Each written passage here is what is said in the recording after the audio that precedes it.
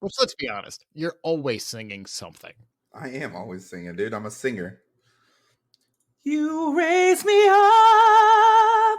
Ooh, that was actually pretty decent, I think. I'm That gonna was leave that not in. bad. Not I bad. think I That might was a leave that in. solid C minus. That was pretty good.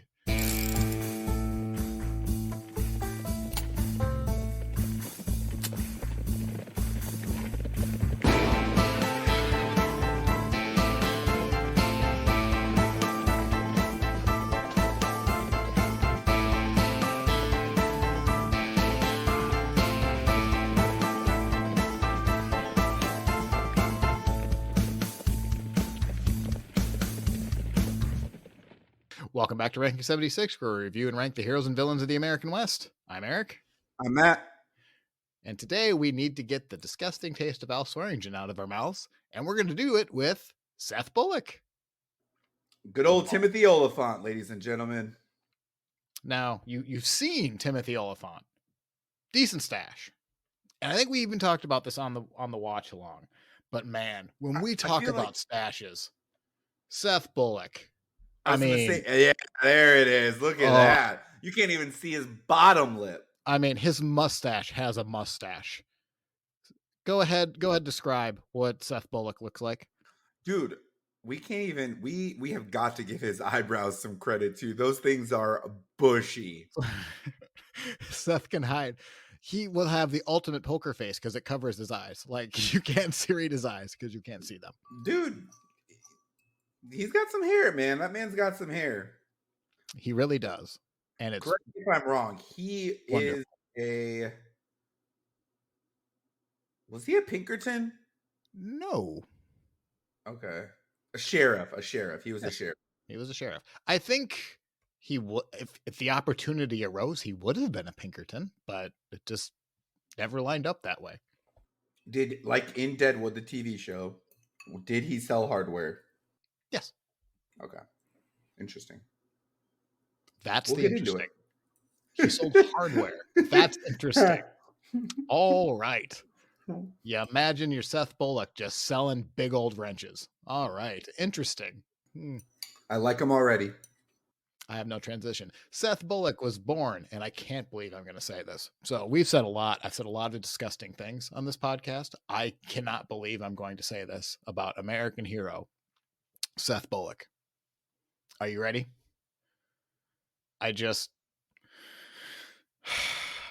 Oh, no. Was he born in North Dakota? Worse. Oh, no. Seth Bullock was born in Ontario, Canada. Oh, no! Boo! Boo! American hero, Seth Bullock. It's a Canadian. This just in. He's Canadian. We can't trust him now. The whole episode is ruined. 5 words in. 6 words in.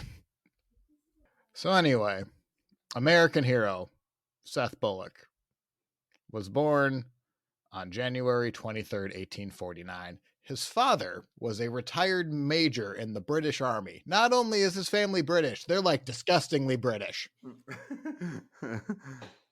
And depending on your source, George Bullock was either a somewhat testy, hard-nosed disciplinarian or an abusive father who used his government position as a county treasurer to steal money from the government.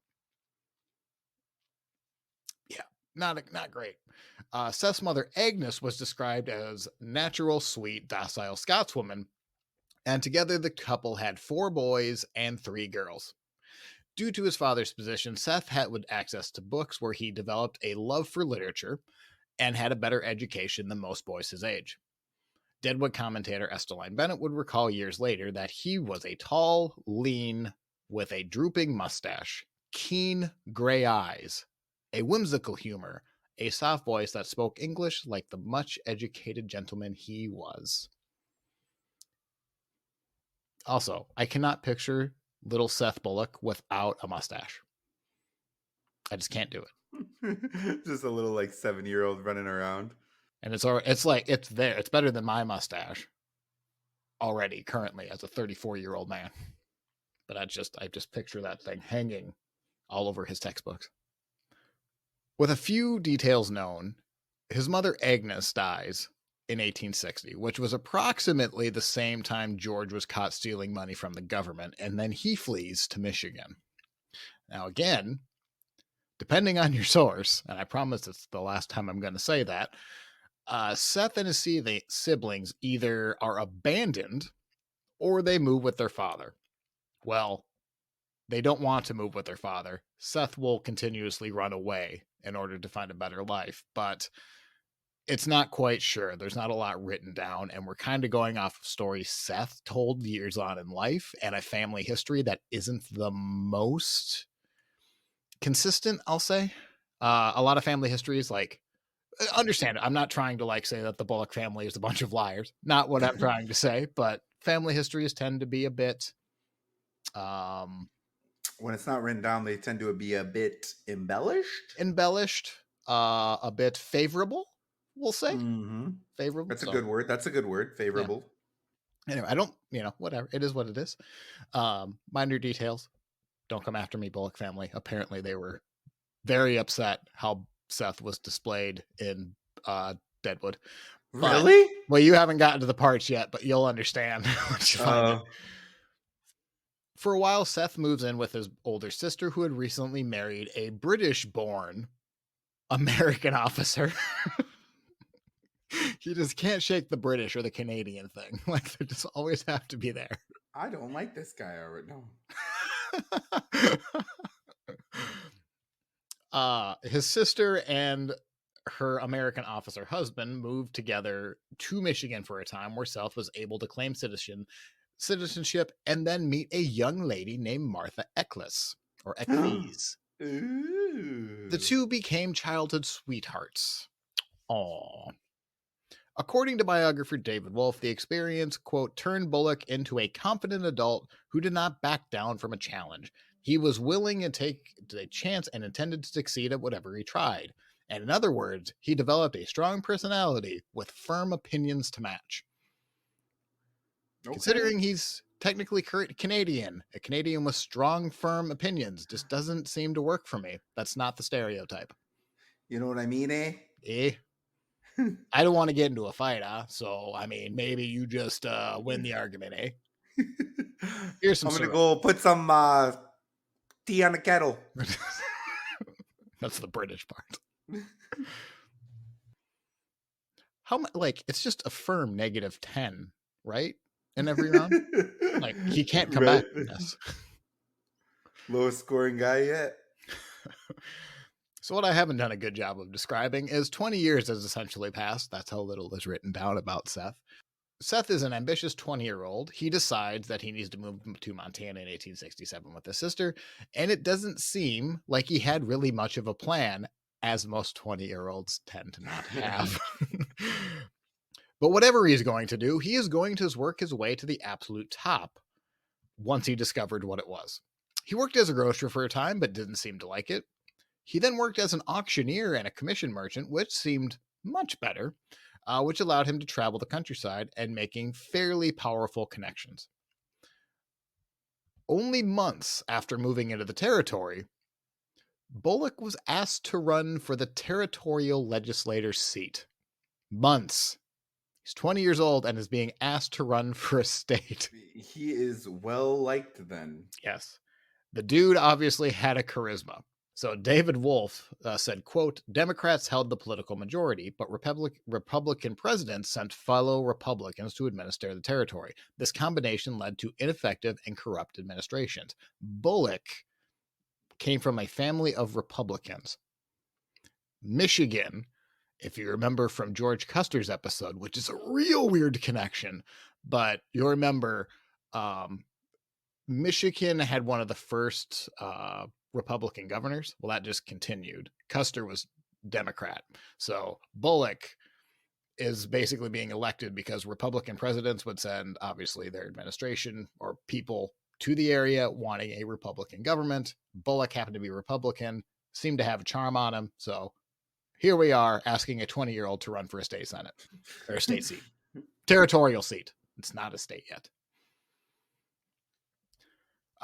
He didn't stand much of a chance. The Democrats are way too entrenched at this point for him to win, but you can kind of see where Bullock might think where he is thinking where he wants to go. Luckily for Bullock, he only had to wait 4 more years before he's asked to run again, where this time he is elected into the upper house of the territorial government. He served 2 years making legislation to move the capital city from Virginia to Helena, which happened. So hip hip hooray, he did that. He's 24. God, I feel unaccomplished, but he's done it. He also attempted to petition Congress to make Yellowstone a national park and build a railroad from Utah to Montana. Which he did. But she did. Yellowstone will not become a national park yet. And in fact, David Wolff spends 2 pages worth of stamping home the idea that he's not the main instigator, but he does seem to get a lot of credit after it happens because he was proposing this in 1871. Right. It is what it is. Good for him. Seth may have had extra motivation to see that railroad from Utah to Montana because Seth continued to write his sweetheart Martha back home. Do you see where I'm going with this? Bless her heart. Bless. So Martha's back in Michigan, and after 7 years, he invites Martha to live with him. She jumps on the newly constructed rail line to Utah, where Seth meets her, and they marry each other in Utah. Probably, I kind of picture like the Niagara Falls like wedding type thing where they're, maybe that's not the best comparison, but she arrives, he probably puts a veil on her, they go to the courthouse or whatever they do in Utah. You think right away? Yeah, it was pretty quick. They weren't in there long. But yes, they did not stay in Utah. It was, let's go, let's get hitched. I guess the better comparison would be Vegas, huh? Not whatever I was trying to say. Good for me. Yeah, Vegas. You were trying to say some kind of like, I thought you were talking about like a boat in the middle of a waterfall. Utah.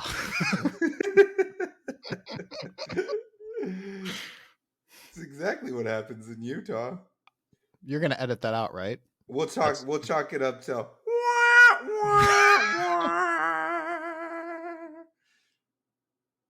can't all be winners.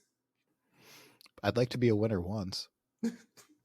Never gonna happen, never gonna happen, never gonna happen. You don't have to be so honest about it. You monster. Less than a year, the two have their first child, Margaret, in August 1875, and while still in the territorial legislature, Bullock joined the Montana Fire Department and becomes its chief engineer, as well as becoming its first deputy sheriff. But in 1873, he ran for sheriff of Lewis County Territory, where he won by a very narrow margin of 63 votes. Over 1,000 were cast. Always vote, kids. Always vote. Yeah. So he's, I don't know, 27, 28 at this point. Territorial legislator, family with a child, deputy sheriff, chief engineer of the volunteer fire department in Helena, also like the founding member of the fire department. So that's disgusting to know. The Seth Bullock, he's going places. Now, as the sheriff of Lewis and Clark County, Montana, it is surprisingly calm for Bullock. It's a pretty well-established area. He would run for sheriff to satisfy claims against miners who had abandoned their claims. He would throw the occasional drunk in jail for whatever drunken mishaps they might do. But the most famous story would kind of gain a reputation of its own. Originally told by Kermit Roosevelt, son of Theodore Roosevelt. Matt, I'm going to assume you don't know why that makes sense, but you will by the end of the episode. But you also saw this in our watch-along episode. This is where Bullock hangs a man from a lynch mob. Mm-hmm. to save him from getting destroyed by the Yeah. townsfolk. So the man's name is Clell Watson, which, by the way, if you Google Clell Watson, it just brings up the Deadwood character and the Deadwood Wikipedia. So, like, that's completely taken over the real dude, but that's fine. It's not like Clell has a claim to fame outside of that. So, thank you, HBO, for him, I guess. Yep, that's exactly what he does. James Parks, everybody. Yeah. Watson had stolen a horse and was engaged in a gunfight with Bullock, in which Bullock was slightly wounded in the shoulder.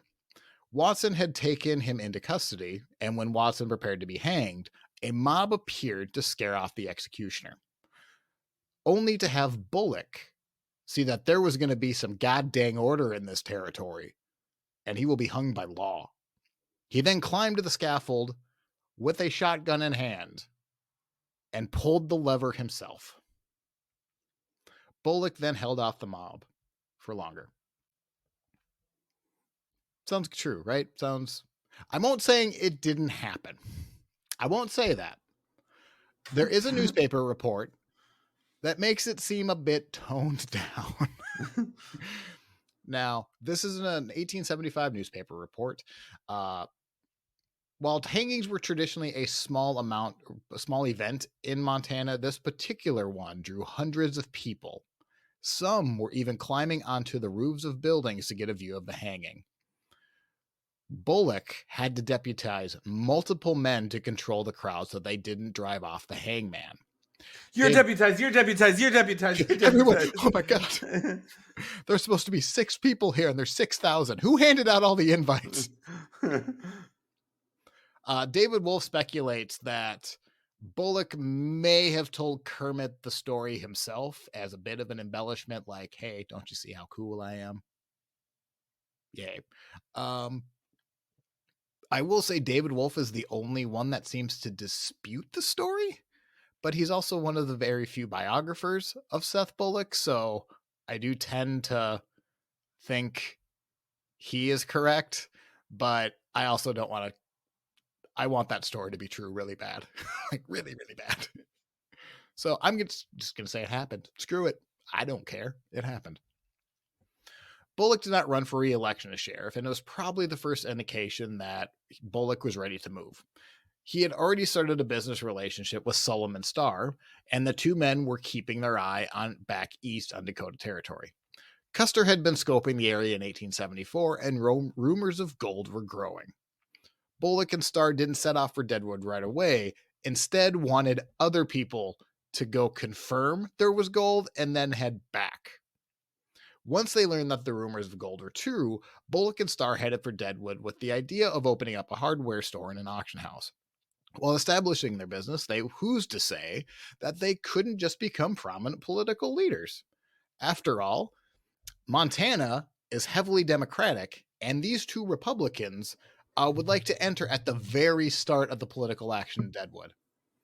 And since Bullock had had a fair amount of success already, who's to say he couldn't just walk in and basically own the place? Right. Bullock and Starr entered Deadwood either the day before or the day after Jack McCall kills Wild Bill Hickok.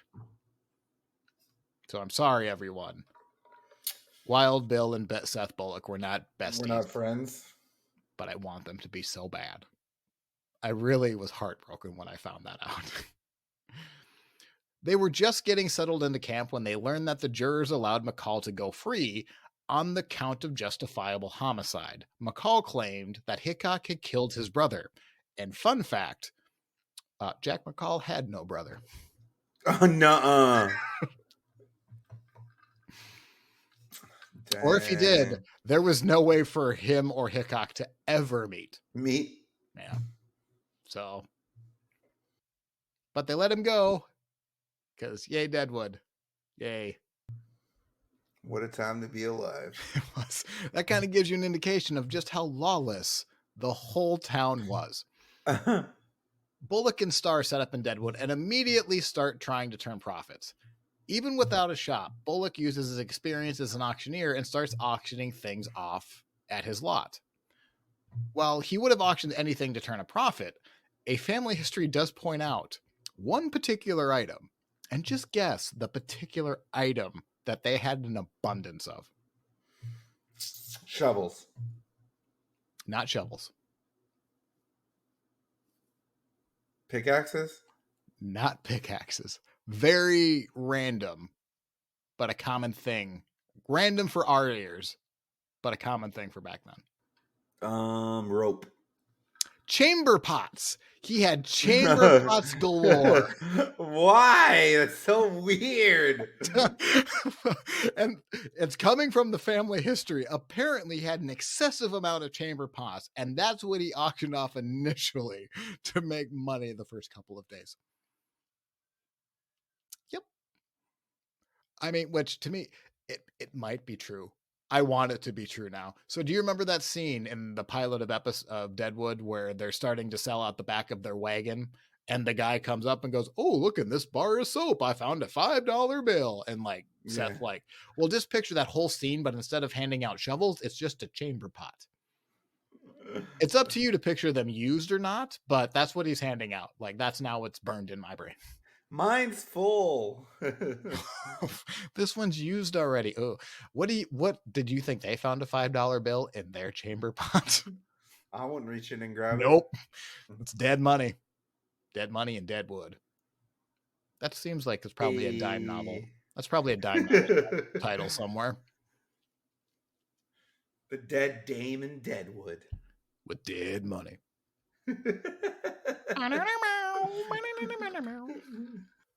Less than a year after their arrival, the two built a warehouse and an auction house at the corner of Main Street and Wall Street. Now, it doesn't take long for Bullock to grow concerned with just how rowdy the camp was. And the letter that he would write back, in a letter he would write back home, quote, "We have no law and order and no prospect of either. Several murders have been committed and nothing done." The camp thought the exact same. They were holding minors' courts for most severe offenses, but many of the townsfolk wanted a committee that could be brought in that would basically help conduct the business. An unofficial court, essentially, is what they would want. Because you got to remember, Deadwood shouldn't exist on the means of the Fort Laramie Treaty of 1868. So there's just a hint of like, the government could actually like kick us off here. So like, maybe let's not screw this up for anyone, kind of thing. So they don't want to establish laws, right? The miners' court and the Board of Health and Street Commissioners form the government that would hold until it is decided if Deadwood would be allowed to continue. The miners and the board did deploy a form of police enforcement, and Bullock was a part of it. He looked into some of the first investigations after the board was established, as well as arresting a man who was mistakenly shot and killed himself. Oh, sorry. I misquoted. That is not what I was about to say, wait, they arrested a man? That is not what happened. The first You're under arrest, sir. He's dead. Well, sir, it's solved. We have good news. Bad fumble. He was arresting a man who was mistakenly shot and killed his friend, is the real word I was meant. The story goes that Sam Young was a bartender at the Number 10 Saloon and shot Meyer Baum, from also known as Bummer Dan Meyer. His friend disguised himself as someone named Laughing Sam, a man who had threatened to kill Sam Young. Meyer walked into Sam Young's bar in Laughing Sam's very distinctive overcoat. And with a combination of dim lights, do you want to know what the dim lights were made out of? Do you remember from last episode what was probably lighting them? Kerosene. Highly flammable kerosene. Love that kerosene. So anyway, between the dim lights and the alcohol, Meyer shot and killed his friend due to mistaken identity. Now, Bullock obviously makes the arrest of Sam Young, but you will be shocked. And I laughed literally out loud when I read this. Sam Young was found innocent because he didn't intend to kill his friend. I mean, it was an accident. Okay.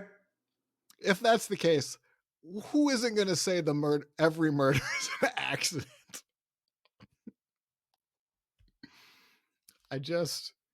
that tickled me beyond no end. Well, if you're not going to get punished for that, then what are we going to be doing here? Like, what is the point of a police force? Like, for God's sake. So, Bullock leaves Deadwood in the second half of 1876. So he's not even in Deadwood all that long, all of 2 months, and he accomplishes that much in those 2 months. Sells a hardware store, is elected to is put on a board of commissioners, and is kind of a default first sheriff, but everything's kind of up in the air and unofficial. Instead, Bullock had sent his family back to Michigan. So they didn't come with him from Montana to Deadwood. He actually sent them back to Michigan, which is fairly common. You would not want your family in Deadwood at this point or any other boom camp. So once he got more established, he would invite them back. During which Bullock writes the territorial governor of Dakota Territory, John Pennington, asking if the territorial legislator was looking into a more permanent settlement in Deadwood. Maybe? How we thinking? Because I think it should be more permanent. Also, I volunteer as anything you want to elect me at. Very simple letter. But Pennington's like, you know what? I like this Seth Bullock and his mustache. I'm going to keep him in mind. He seems like a nice fellow. It should be no surprise that in 1877, when the territorial government decides that Deadwood will not kick out its squatters and that Bullock is going to be appointed by Pennington as sheriff. He did it. Congratulations. He's the sheriff of Lawrence County, essentially. Yay! So not just Deadwood. So it's that's going to be a key indicator. So he had been part sheriff, like pseudo sheriff, for a couple months before he went back home. And then he leaves, writes a letter to the territorial governor, and now is the deputy sheriff, or is the sheriff of Lawrence County, which includes Deadwood. Okay? Important distinction.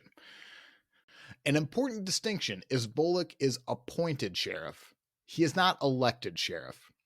Bullock had only been in Deadwood for a couple of months before he went to visit his family, and then he comes back and suddenly he's sheriff.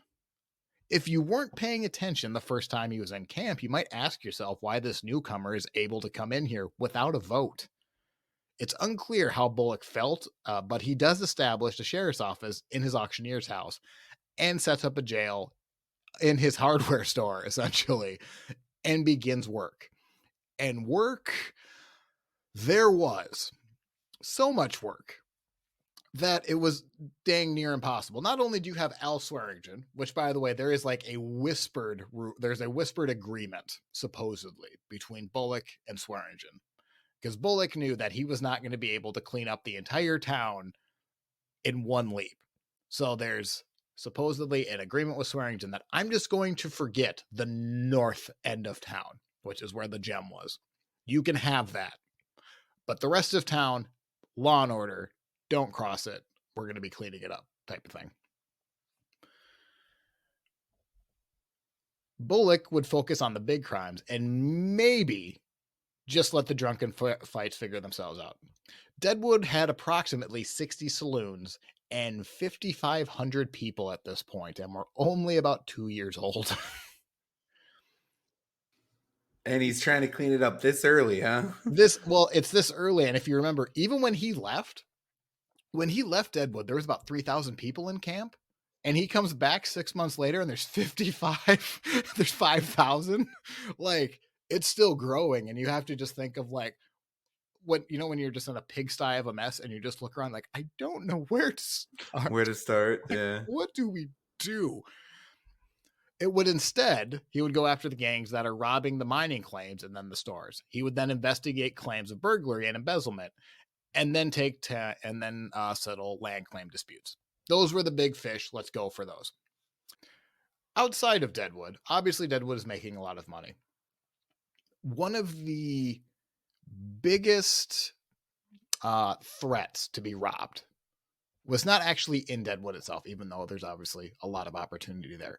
But the highest risk was actually the road from Deadwood to Cheyenne, simply because all of that money needed to get to a rail line and a bank. Deadwood didn't have a bank for now. You had to then take a 2-day journey over steep hills, narrow paths, and more importantly, there's one legitimate road. It's a 2-day travel, and depending on where you're at, you are all by yourself with all of this money for 2 days, which you are just begging robbers to take all of your money. Because they know if it's going to Cheyenne, the likelihood of money being on it is pretty high, like extraordinarily high. One of those, so it is no surprise that when Johnny Slaughter is driving one of his caravans from Deadwood to Cheyenne, he is robbed and shot and killed. Now, we talked about this very briefly in Calamity Jane's episode where she runs out and she tries to catch him and all of that thing that Calamity lied about. But it's a big deal in the area because Johnny Slaughter was apparently a well-liked man. They kind of know who did it. There's an outlaw gang head by Sam Bass, and he is running with a little punk kid, I guess you could call him. His name was Reddy McKinney. They kind of just know it's them. And Bullock is furious because obviously this is a big deal. They need to be able to catch these gang members, but they're just not able to.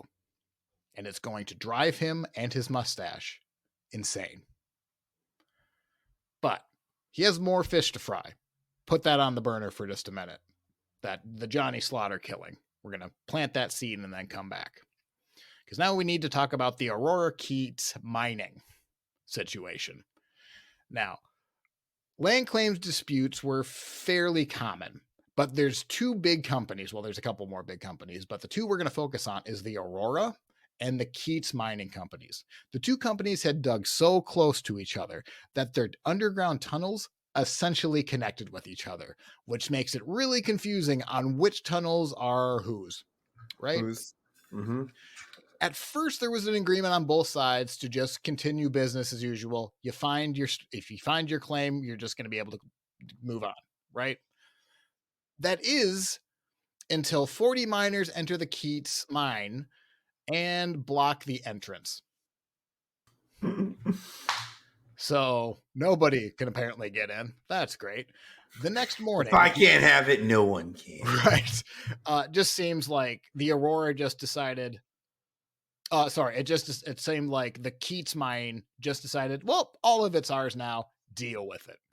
And the next morning, the owners of the Aurora mine said that they would have blocked and they used blasting powder to remove the miners that were in it. Jeez, get out of here now. Yeah, well, we're not messing around. Go die and explode. The 2 companies then exchange a brief firefight when a man named Tuttle is killed before the 2 groups scatter. The men of the Aurora don't go home, but instead follow the Keats back to their cabin and are looking to take revenge in person for Keats, who was just shot and killed. And this is where Seth Bullock comes riding up with basically 2 deputies. It's 2 deputies and Seth Bullock versus basically 2 very trigger-happy mining camps. And he marches up to the cabin that the Keats are in. Bullock gained control by placing himself between the cabin and the armed men. Bullock does believe that the person inside the cabin did kill Tuttle back at the mine.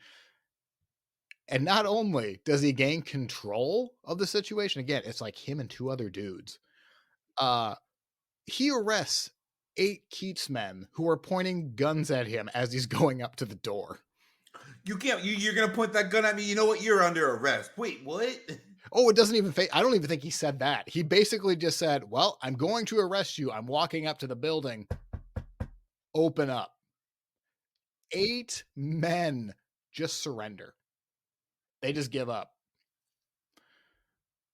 Without any further firefight, Seth just diffuses it. He takes him in. But then he gets back to Deadwood, throws him in his jail, and is like, you know what? I want more.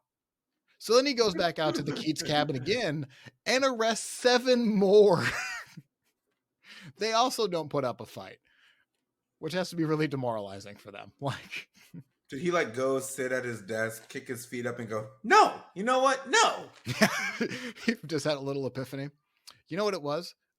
His mustache told him that, you know what? We can do better. Go get them, Seth. Is that all you got, Seth? We can do better than that. You will be shocked to know.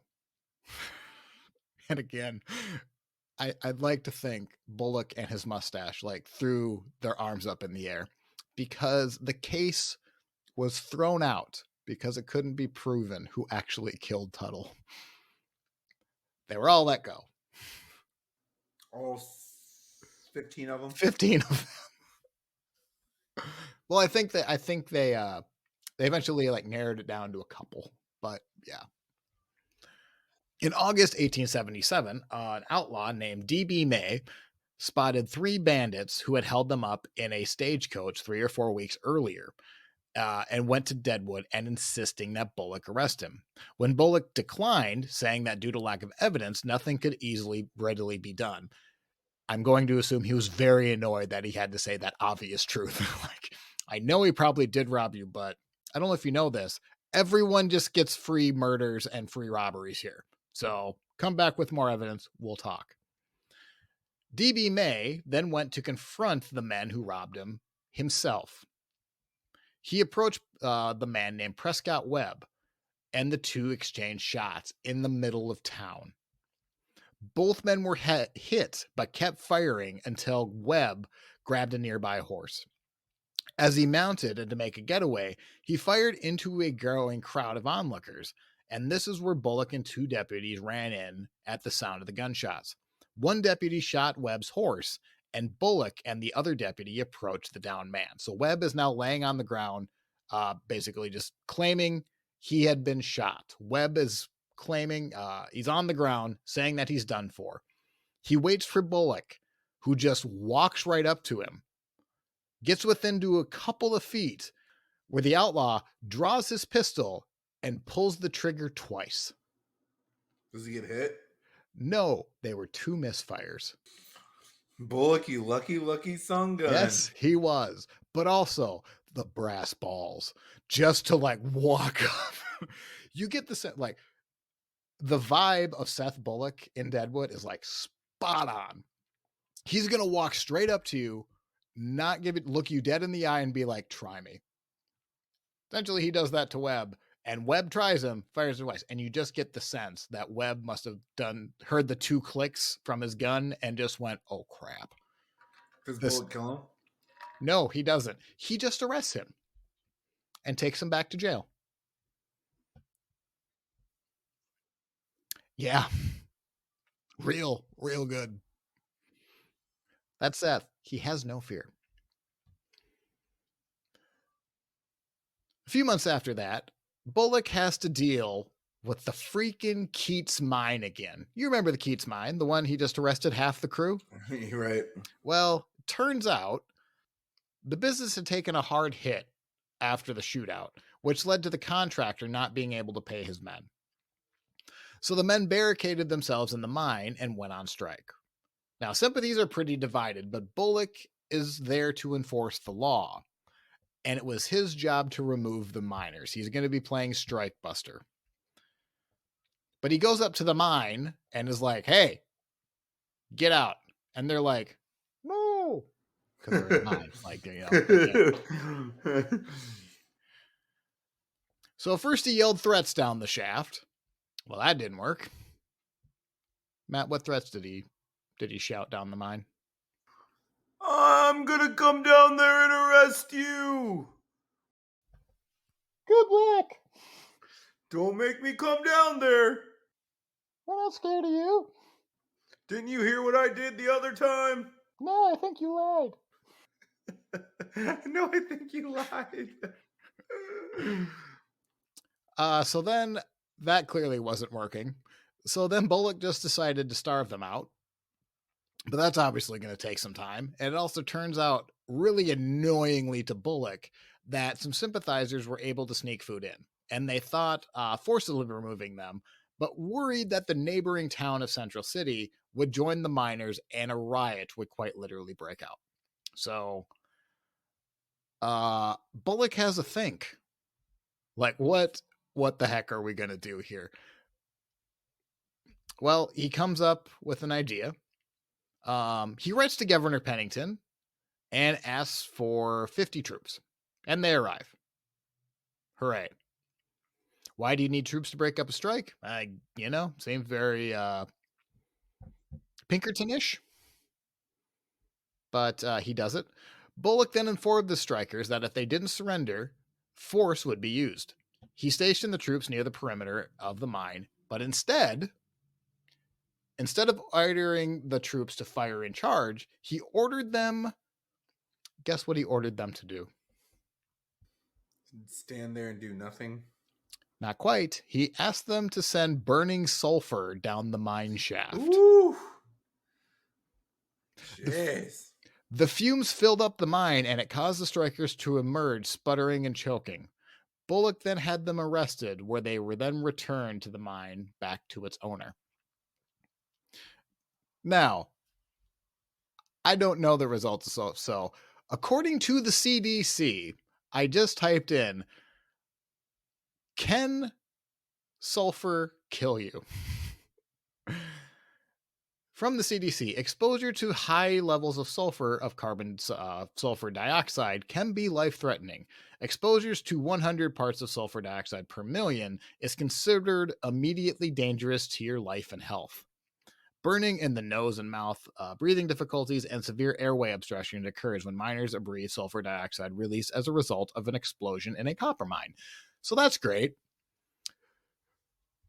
Bullock probably did permanent damage to them, but Deadwood kind of praises him for being clever and solving it in a non-violent way. Times have changed.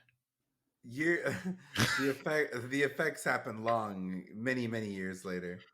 Yeah, I guess it's better than the army storming them, and I guess they all got out the mine. But boy, that's an escalation, is what it is. And especially because the men are striking because they weren't paid. Things seem to be going well for Bullock, but there's a political groundswell raising underneath his feet in the area. The Republican Party was starting to take control, and the Democrats really don't want that to happen. One of them was going to go after the appointees Pennington made, including Bullock. Do you remember when I said he was never voted for sheriff? This is where it's going to... Many residents weren't happy that they weren't able to vote for their own sheriff. And why is Yankton, that powerhouse of political... that powerhouse of politics, old Yankton, South Dakota, world famous for its political oppression. Why are they able to appoint people without our vote? Now, it's kind of believed that if you would just ask the average Deadwood citizen, they would believe that Bullock was doing a pretty good job. But that's also pretty divisive to say, because obviously polite society, those who want law and order, think he's doing pretty well. However, the Swearingens of the world would kind of prefer less rules, please. Can we just continue murdering and doing whatever we want? Yeah. Oh, and also, do you remember all of those miners? Mining is a big deal in the area. Well, Bullock kind of just alienated every one of them. So when Bullock, it is finally decided... Well, yeah, he dropped sulfur on him. He dropped, yeah. I mean, I won't say it's not deserved, but he was praised for it in the time. Why does everyone hate me, you think? What have I done? But what ultimately is going to do Bullock in, and not to spoil anything, but Bullock's going to lose this election. Despite Deadwood just being a cesspool of outlaws and skullduggery, Bullock is basically chasing after Sam Bass and Reddy McKinney this entire time, and they are just escaping him every time they get close. Reddy McKinney, Sam Bass ends up leaving the area because the heat gets too big after the Johnny Slaughter murder. But Reddy McKinney robs the stagecoach from Deadwood to Cheyenne about 7 times. Jeez. Yeah. He's also like 20 years old, like real brash.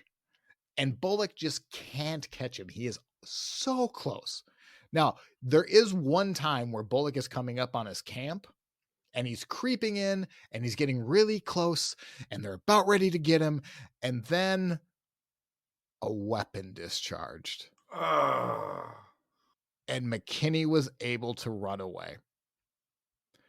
Bullock chases him for weeks.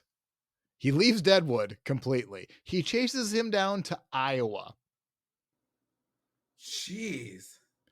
But it turns out Reddy McKinney already had a warrant in Iowa, and he was arrested before Bullock could test him, and Bullock wasn't allowed to bring him back.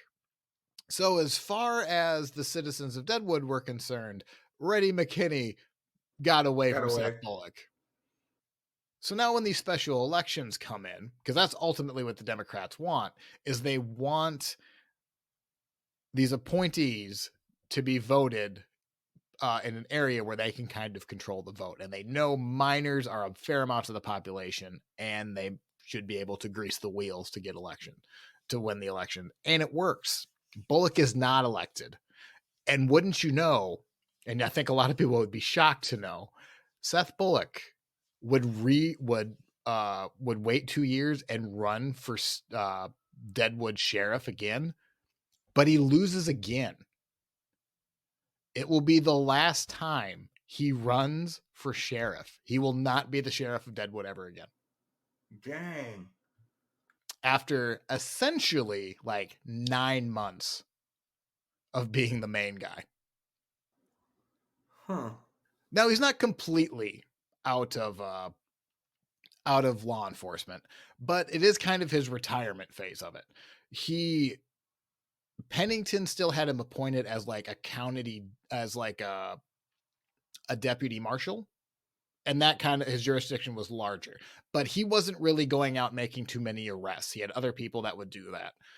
But as far as Deadwood and his law enforcement career goes, as far as like working the beat, I guess it's done. So that's something. So what did Bullock do? The answer is a little bit of everything.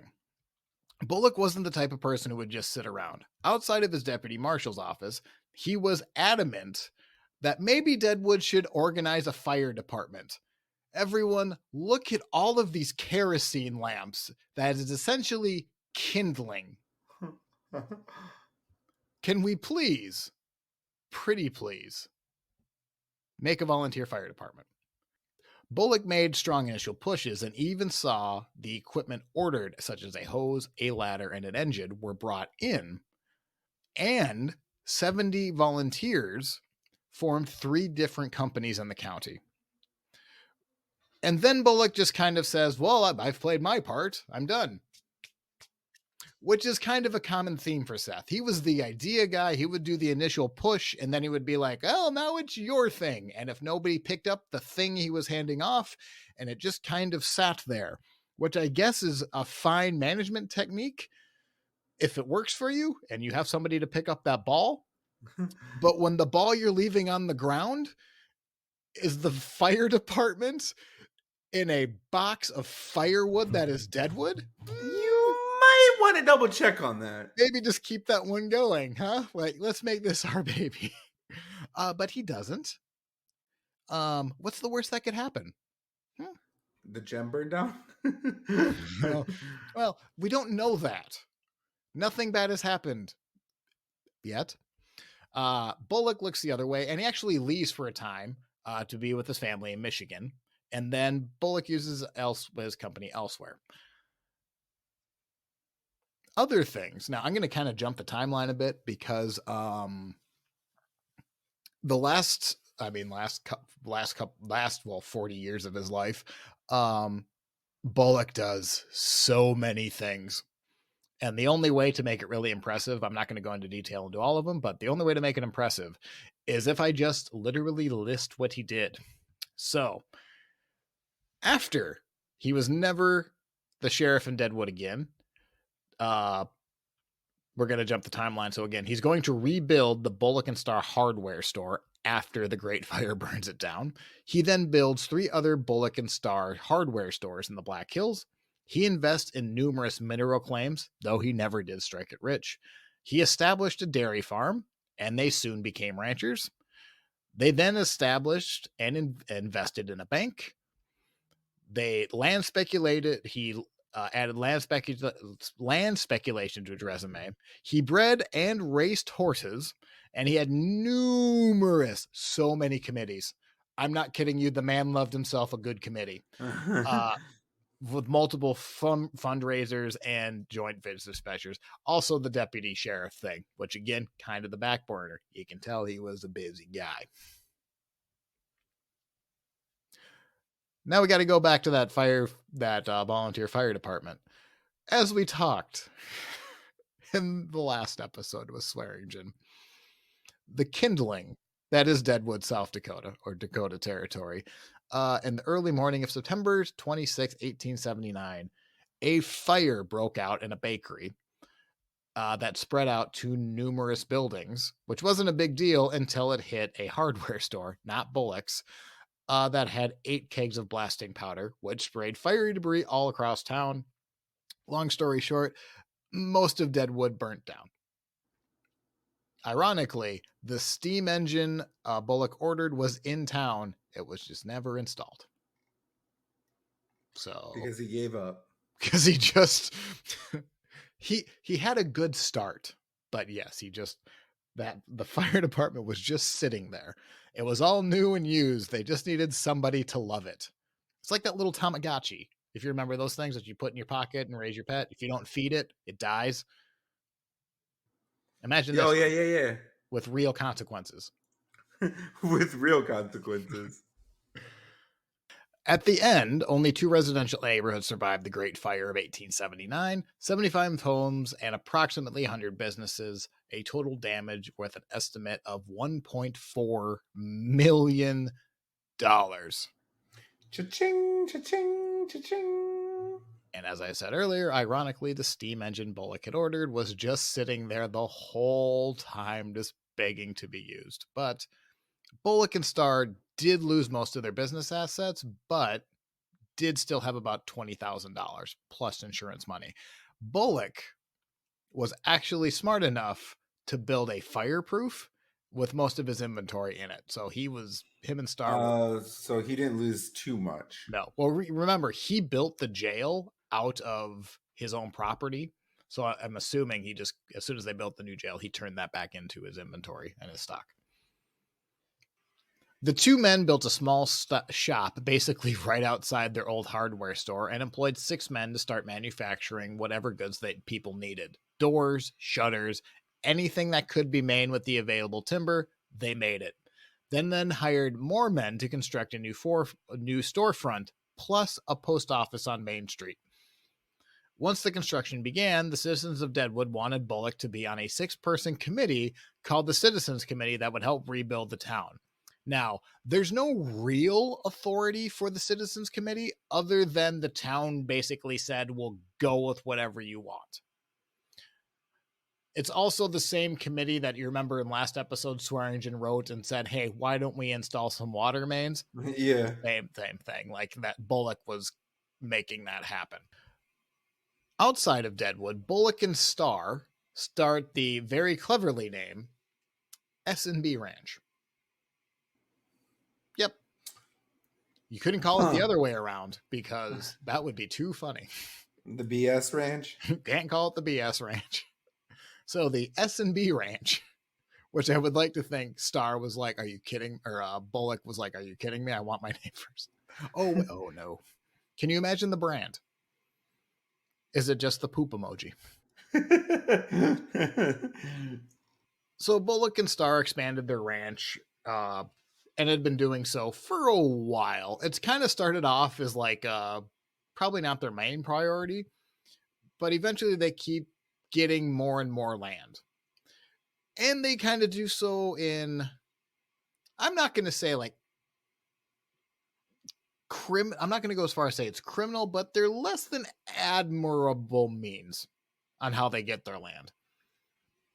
Bullock and Starr would employ men to make claims on federal law such as the Homestead Act, which basically said if you work the land for X amount of years, we will give you this land for basically free. Bullock would then have other people make claims for him. He would then sell the land to them. It also turns out that he wasn't against forging, not necessarily forging a sale, but it was kind of well known that the person who claimed the land didn't really claim the land and sold Bullock the deed. It kind of reminds me of the James Bowie land fraud. Now, right. Bullock wanted to own it, so it's not the exact same that Bowie was doing, and Bowie was just trying to sell it back at tremendous profits to himself. But it seems, I don't want to say like a victimless crime, but it's not great to have that on Bullock's reputation. Yeah, I don't know. He bought land that he knew wasn't maybe 100% legal to buy. But hey, when the Fort Laramie Treaty bans everyone from being on there anyway, and you're breaking that law, who's to say you can't do it anyway? In 1880, Deadwood had talked about building a railroad to pull the deposits. Jesus Christ. So, to beginning in 1880, Bullock is put on yet another committee. This one is a really important one because Deadwood, in order for it to take the next step, it's going to need a railroad to come to it. Now, this is going to be a long process for Bullock. We're not going to cover it in detail because I don't think that's good podcast content to talk about a committee on a railroad going to a small boom camp. But just know, Bullock gets obsessed with the idea of bringing a railroad to Deadwood. Because we just talked about what the means are to get the gold from Deadwood to Cheyenne. Just build from Cheyenne to Deadwood or from Helena to Deadwood. Not only will you get the money there faster and safer, but you'll also be able to bring in more common goods. And who's to say, if you happen to have a lot of land for the railroad to come through, who's to say you don't, maybe sell off some of your land to the railroad at a handsome profit? Right. Who's to say? So Bullock then starts surveying some land for the railroad to potentially go through. But again, he kind of does the same thing he did with the fire department. He says, I have a great idea. Here's the first 3 things we should do. The 4th thing, I don't care. Someone else take care of it. I have other things to look at. Bye. Kind of did it again. So you will be shocked that multiple railroads don't come to Deadwood for a while. Like 1890 is when it's going to actually show up. And what's really going to aggravate Bullock, it's not going to be from any of his committees that they show up. But he did meet a lot of them. He was very influential of like getting people to think like, no, we probably should put a railroad in there. So I don't want to say he deserves no credit for the railroad coming to Deadwood, but he wasn't the one that actually did it. He didn't bring it across the finish line. So no credit for him. Outside of his railroad committee work, Bullock invested in mineral claims and strikes and had marginal success so far. Nothing great, but he's kind of making money.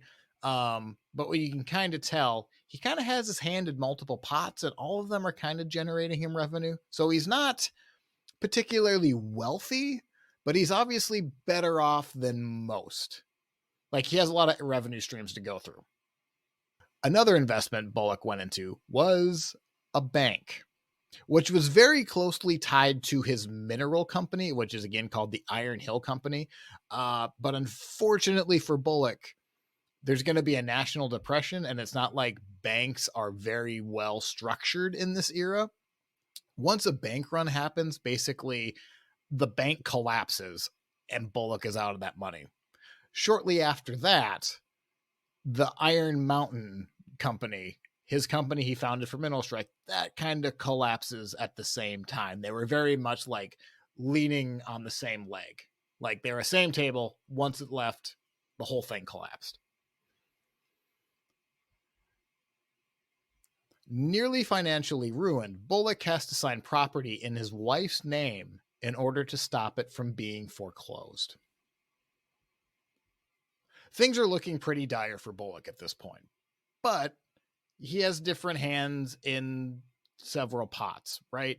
So he's not completely giving up on the railroad to Deadwood line, even though that's pretty much signed and sealed. It's not going to go the direction he wants. But what he does do is he sits on other towns' committees. They kind of elect him, they talk it through, they believe he's going to help them. One of those towns that elects him to a railroad committee is called Minnesota. Now, you might ask yourself, I've never heard of Minnesota, and I'll explain to you why you haven't in just a bit. Minnesota is the county seat for the county. For those who don't know what a county seat is, it is basically in the small county, it's where the courthouse is. That's where you go to jail. That's where it is, right? Minnesota would like a railroad company to go through, because if railroad tracks come through, you can set up a station. You now have bigger and better things. People are more inclined to learn. You'd have a boomtown just basically structured around the railroad. So Minnesota has Bullock on this committee thinking he's going to help them. And Bullock meets with the railroad company. And he makes a deal. He goes up to the railroad company and says, I will sell you really cheap land. But let's not talk about Minnesota. I have land. Do you want to build on my land near the Belle Fourche River? I will give you really cheap land. How cheap? I will sell you 120 acres for $1. Where the railroad company was like, well, unless it's complete lava, we're going to take this deal. Minnesota was angry, to say the least, because it looks like he just sold them down the river for his own gain. Now, again, you might ask yourself, he just sold it for $1. What does that matter? Well, the S&B Ranch, especially near the Belle Fourche River, was expecting to have that same boom Minnesota wanted. So Bullock was going to gain his profits off of selling land to those who were going to come to the area, those who wanted to buy a shop, anything. And the plot works. Bullock sets up his town and names it Belle Fourche. Obviously, in the Belle Fourche River. Belle Fourche still exists. If you live in Belle Fourche, somehow there's only like 5,000 people in town, but congratulations, Seth Bullock is the reason you're there. Belle Fourche, ugh, that's a name I've only heard a few times. So Bullock founds the town of Belle Fourche, but he needs to drum up some business. So he basically comes up with a newspaper that is basically a gigantic ad. Ad for what? Ad for sale, land for land auction. I'm going to redo that. Bullock founds Belle Fourche and now needs to drum up interest in the area. So what does he do? He prints a newspaper, which is essentially a gigantic ad that he's just going to send to other towns. The more people that are more interested in Belle Fourche, the more that move there. And then also he wants to sell sell off some of his assets, because remember, Bullock could really use some money. I don't want to say he sold the railroad company the land for $1, but that was probably his best offer. One of the livestock auctions that Bullock throws was a 5-day event where Bullock sold 250 horses, approximately making $30,000. Dang, that's a lot of money. It's a lot of money when you're broke. And apparently, Bullock was really disappointed by the prices. So he thought he was going to make much more. But either way, he's not near financial ruin. Good for him. Oh, but Bullock isn't done picking on Minnesota yet. Remember how I said they were the county seat? Currently, Belle Fourche is the county seat. For the I forget the county it's in. I think it's Lawrence. I think it's Lawrence County. Bullock and now the citizens of Belle Fourche really want the county seat.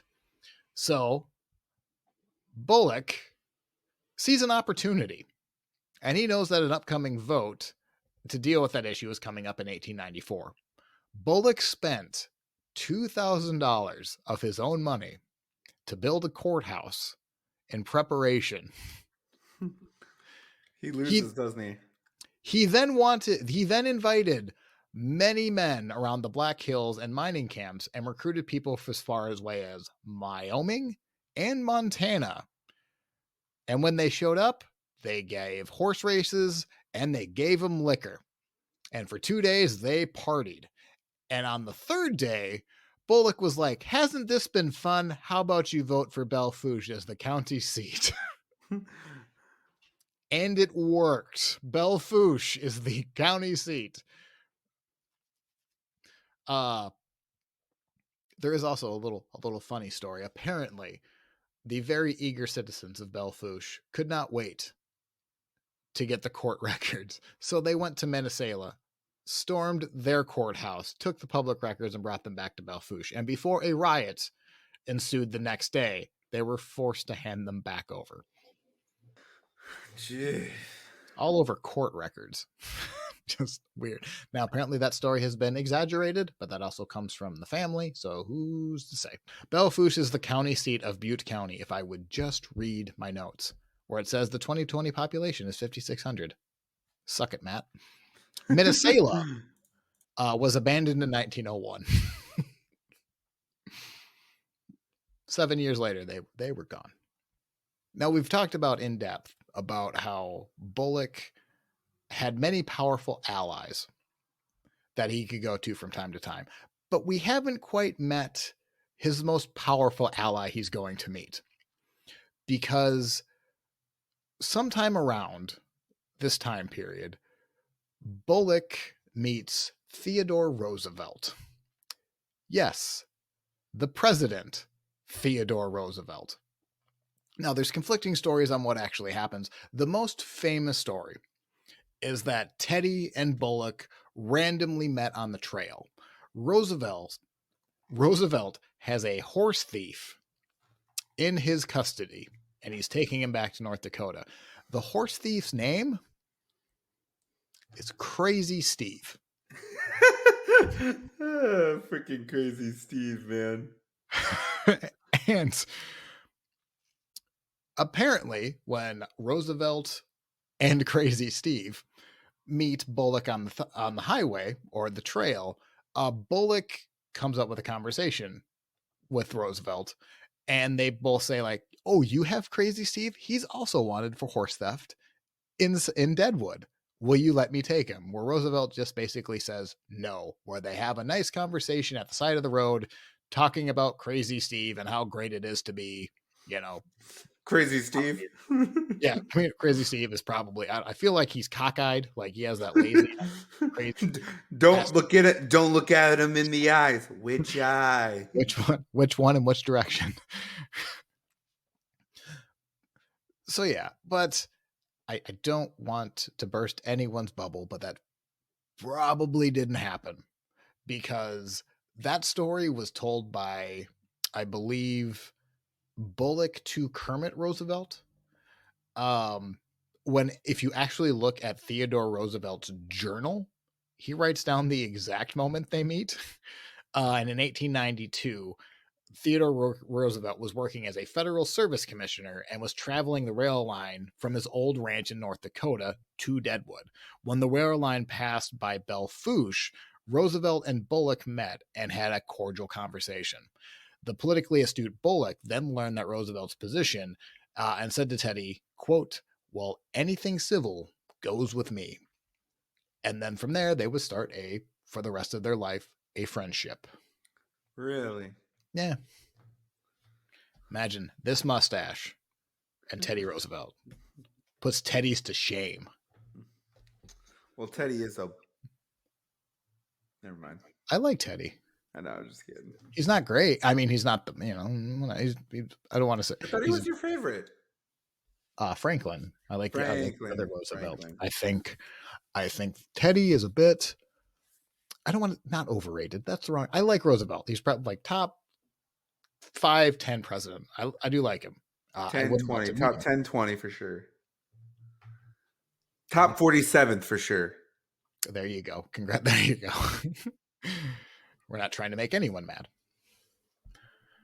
The friendship would lay dormant for a couple years, but really take off during the Spanish-American War in 1898. The Black Hills and the surrounding area were feeling particularly patriotic in order to its quest to liberate Cuba. When the area organized a volunteer cavalry unit in hope that they would be used in war. And in April 1898, Congress passed legislations to create a volunteer infantry unit of approximately 150,000 volunteers that would come specifically from the Rocky Mountain area and the Great Plains. One of the men chosen to lead was 51-year-old Seth Bullock, who then gets busy trying to recruit nearly 1,000 men. And when he's ready to go to war, they head down to Louisiana and were ready to deploy.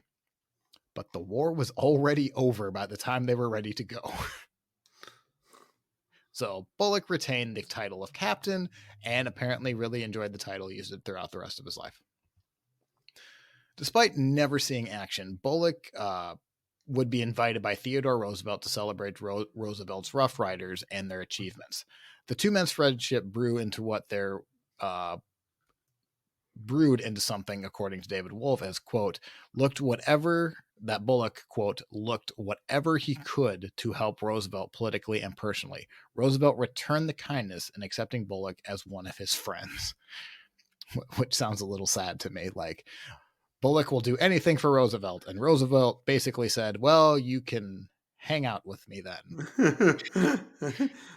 Well, we're friends. I'll do anything for you, sir. It's great. Anything. Okay, well, we can hang out, I guess. I don't know. It's more than that. Teddy did seem to genuinely like Roosevelt. What kind of things would Bullock do for Roosevelt, you might asking for yourself? During the presidential campaign of 1900, Roosevelt was running as the vice president and was giving speeches in Butte, Montana.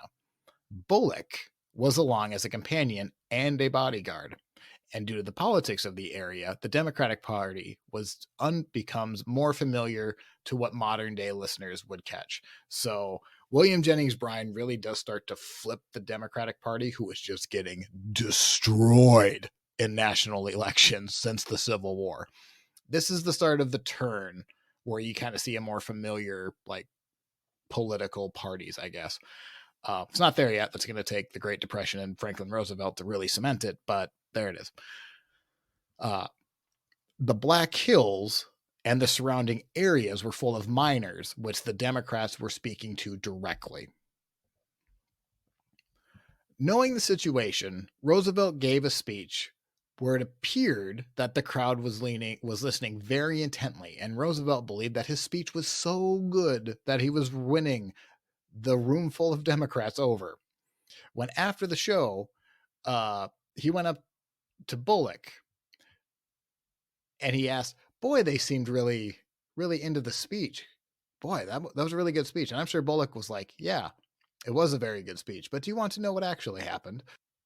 Bullock sent word out that if anyone made a noise during the speech, Bullock would kill them on the spot. And if anyone chose to test it, Bullock sat right behind Roosevelt during the speech with the gun very visible on his hip. That's awesome. When McKinley won the presidency in 1900, Bullock organized a ratification parade, and then when Roosevelt became the actual president after McKinley's assassination, the two men met in Sioux Falls in 1903, and Roosevelt and Bullock traveled together across the West. 2 years later, Roosevelt would send his sons to stay with Bullock for a number of months just to give them what he believed to be a true American West experience. Apparently, Roosevelt viewed Bullock as, quote, an essential American frontiersman. Thought very highly of the mustache, did Teddy. The friendships led to political appointments in which the appointment of the forest supervisor of the Black Hills, where basically Bullock would look over federal laws, if somebody could cut lumber in a certain area versus if they could be on the land, what was public land, what was federal land, so on and so forth. In 1906, he was named United States Marshal for South Dakota, where Bullock would recall during his celebratory dinner that perhaps it was the proudest moment of his life when I received the appointment from the president. But let me be assure you that tonight is the happiest moment of my life, which I'm sure his wife was thrilled to hear. Appointed by the president, he was now sheriff of basically all of South Dakota. And that's the happiest moment of his life. I'm sure she really, really loved that. Thanks. Getting into the 1910s, Roosevelt and Bullock would continue their friendship, and after the presidency, Roosevelt traveled abroad and was feeling a bit homesick on one of his trips. So he invited Bullock and paid him to come over to London, where Roosevelt would say, quote, "I wanted those Britishers to see my ideal, typical American." Bullock's health was starting to fail him later on in the decade, and he developed intestinal cancer and traveled to California to seek treatment. While he did improve, the cancer did come back approximately a year later. In 1919, when Roosevelt died in January, Bullock, dealing with his intestinal cancer himself, decided to honor his friend by erecting a monument for Roosevelt in the Black Hills that ended up with a 35-foot tower dedicated to Roosevelt's life that's just 3 miles outside of Deadwood. It is still standing if you care to look for it. Later that year, Seth Bullock would die of the intestinal cancer in his home on September 23, 1919, at 73 years old. He is buried at Mount Moriah Cemetery in Deadwood, a hill just above the graves of Wild Bill Hickok and Calamity Jane, well within sight of the monument he built to Teddy. What happened to his wife and kid? I'll be honest with you, I never looked that up. I just was curious if they ever went to live with him. You know what's funny? Neither did he. Yeah. He's like on his deathbed and he's like, "Oh crap, I forgot them in Michigan." That would be funny. It wouldn't be funny, but it'd be a little funny. It's like a 50-year-old guy. "Mom, when's Dad coming home?" We've been waiting so long. Is this where we make a joke about cigarettes? Playing out for the pack of cigarettes. Okay, let's rank him, shall we? May as well. We're here. 0. Wow. First round, are you satisfied? This is our biography round where we'll be handing out negative 10 points apiece, positive 10 points apiece, depending on how well we liked his story. It wasn't as courageous as I thought. It's a bit meh, isn't it? It's not negative, but it really takes the wind out of his sails when he was only the sheriff of Deadwood for like 9 months. And yeah. It was okay. What do you think? I think the Deadwood stuff is pretty good. The holding off the town from the guy being the hung. miners are pretty cool. Arresting him, I mean. Not dropping sulfur on him. Yeah, that's not great. Now again, that was viewed as a positive back in the day because he settled it non-violently, which I guess he's a man with no fear. I will give him that, but the rest of his story just gets so dull. Yeah. So I'm gonna be. You can send your hate mail to me this time because I'm only gonna give him a 2. Oh, 2? I was gonna at least say 4. I'm giving him a 2 because 1, he got land not illegally, but not the most fair, we'll say. He also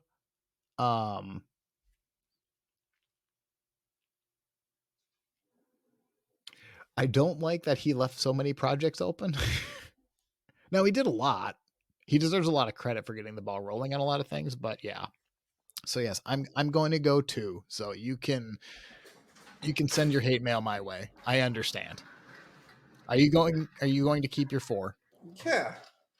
You're freaking Okay, crazy. Send your hate mail to him, guys that's and fine. gals. 6.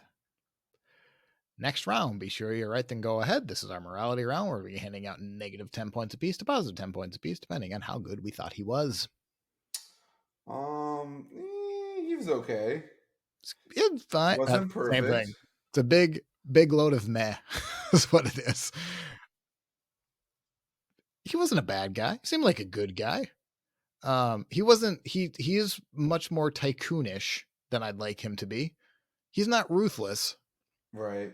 But he's but also, I don't know, towards the end, like where he's like, I mean, it's funny, a funny story, like where he sent word ahead or whatever for right. Roosevelt, but it's still kind of like, huh? Yeah. I So, mean, I think he was a good guy. I do think there is a lot in Deadwood that, again, this is where the Great Fire of the Great Deadwood Fire really hurts, because obviously police records would have been like, how many stories got burned. Like, that really breaks my heart. That hurts my right. heart is what it does. Because there's so much of his points are So probably much of it wrapped got, up. yeah. He And might some, be a 20 in Are You Satisfied if we had more record, but there's just not much. And what's left is just, it's good. It's not great. Same thing for Are You Satisfied? Or Be Sure You're Right. um, yeah, I agree. Like, after Deadwood 2, it was kind of just more of your typical run of the mill stuff. Important figure for Western South Dakota. A giant of Western South Dakota. Not much else, though. Well, I mean, South Dakota in and of itself is niche. We're small people. I get it. If I had a There, dollar for every time someone, I've never met someone from South Dakota. you're from Minnesota, so I spent over 10 years in South it's Dakota, true. You're basically sir. South Dakotan, but you do, Eh, I moved there when I was 17, so yeah. you grew up, you little I silly did. goober head. I did. Belfouche. Nope. No, I don't know. I'm just kidding. Do you have a score for him? What'd you say? Nothing yet. Oh,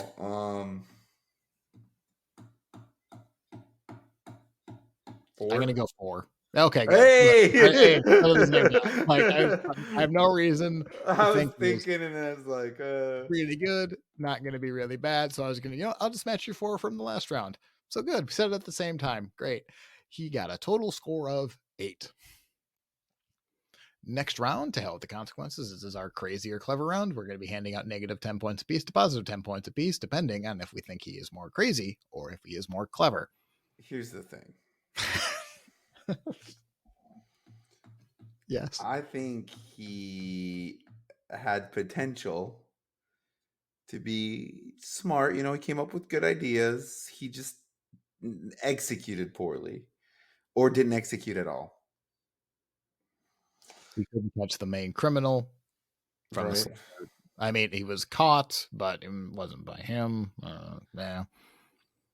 I think he So was more clever, but again, it's a big bag of meh. I'm going to go 3. Changing it up. Oh, yeah. I should have just kept it at a 4 across the board, huh? I mean, I don't think I'm going to give him points for putting sulfur down a mine as positive. Um, I'll give him. I mean, he put his hand into a lot of things. Does that make him clever? Not really. I don't think it makes him not clever. I guess selling the land for $1 was kind of funny, even though it completely hosed the town that got abandoned 7 years after. But That happened all the time in those type of dealings, but or as far as like county seats, it got a little not dirty, but like Someone's always got to lose. right. So I would like to see what he would. I'd like to run a simulation of his life where he actually has like big money to see if he'd be a tycoon, but I don't think he would be. He just seems like a hardworking dude who is incredibly brave, and he had to have been smart to do that. So I'm going to go 4. Oh wow! Look at you. Grand score of 7. So Seth's score is positive. He is at positive 21 points. If he had been, so we're going to continue to add to his score. If he had been negative, we would continue to subtract points from his score. Next round, draw. How screwed are we if we get into a duel with Seth Bullock on scale of 0 to 10? I don't care what you say. I'm going to base it off of Deadwood. I'm saying that for once, I'm actually saying we're screwed. Are you? Is it because his mustache would also probably have a gun? Or that's just where he draws it it makes from? him seem like he's so freaking like such a good gunman. So I think he was. I think what Deadwood does a really good job of, the TV show, they get the vibe of people, like they nail it. Just don't pay attention to the storylines, but get like the vibe of them, and I think they nail that. But yes, if you want to envision Timothy Oliphant staring you down with his dreamy eyes, then yes. Now, are you more in trouble because you're going to be seduced, or you think he's going to kill you? oh, he's definitely going to kill me. All right, what's your score? 5. 5? What are you saying?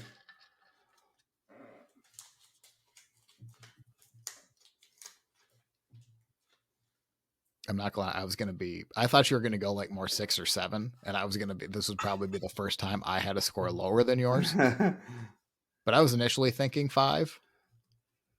And I don't think he has fear. So I don't like going up against a guy like that. So I'm going to go 5.5, slightly higher than you. I feel like people are going to be outraged by his score. Let him. But I stand by it. 10.5. Next round. I think this is his round. Next round, legacy. How well known is Seth Bullock? 0 to 10. 3. Oh, Deadwood. Are you kidding me? We gave Swearingen. I gave him a 6. Then the same TV show. Bullock was so much I know. more I just wanted him to kid because you said this is going to be his round. monster. Wow, what did I give Swearingen? 7? 6. I'm going to give him 7. Just because I hate Al so much. I think like Bullock, because of the TV show, he would have had a reputation. Like he would be in this podcast without Deadwood. You can't say the same for Swearingen. You don't think so? No, because Swearingen was such a minor figure. Like it was one saloon in one town, and just there was also no reason to talk about Swearingen until HBO brought him to light. I was just gonna say, why do you think they chose him? Because he was I think they wanted him to be a villain for a couple seasons, and then Ian McShane just made him so lovable, likable. Yeah, so I'm gonna go 8, which matches Bullock, or which matches Swearingen, I guess, in my world. So score of 15. Next round, death bonus. We can hand out bonus points from 0 to 2 if we think he had a cool death story. 0. Yeah, I mean, died of old age. Good for him. Right? Yeah, he did it. Not much to discuss there. 0. Next round, counting coup. Confirmed ish kills divided by 10. I only found this once, and I don't even think it's a reliable source, but the only number I could find was 3. Really? Dang, that's a lot of people still. More than I thought. Yep. But if it's not reliable. Right. So he did hang that guy. He did not. Yeah. Actually, I kind of want to keep it at point. Yeah, we're gonna. Yeah, he did hang him. Yeah. So that's one. I know he killed another guy in action we barely talked about. Oh, do you know what story I missed? What?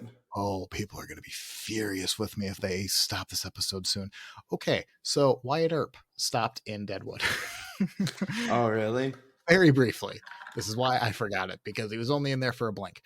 Apparently, Earp heard of Deadwood and literally just came into town and was like, hey, I'd like to be sheriff.